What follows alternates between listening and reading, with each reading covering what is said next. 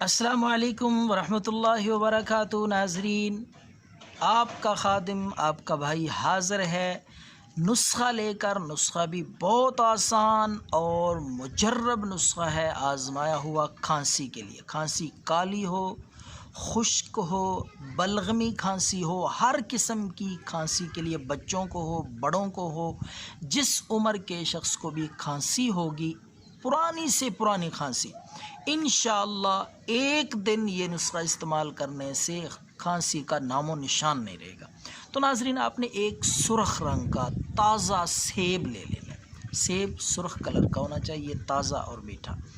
تو سیب لے کر آپ نے اس کو کسی رومال میں، کسی کندوری یا کسی بھی کپڑے میں آپ نے رکھ کے اس کو کوٹنا ہے، تاکہ اس سے وہ رس نکل آئے، پانی نکل آئے۔ جتنی مقدار میں بھی پانی نکل آئے، ایک سیب لے کر آپ نے اس کا پانی نکال لینا ہے۔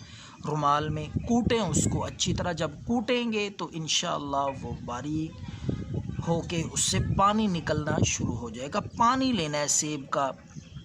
تو سیب کا پانی لے کر آپ نے اس میں شہد 2 چمچ شہد ملا لینا ہے، خالص شہد۔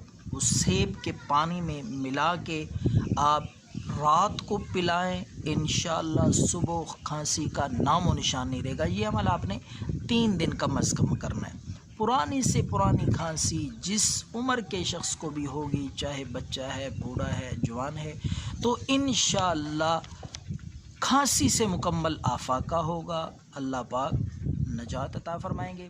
دعاؤں میں یاد رکھیں۔ اللہ حافظ۔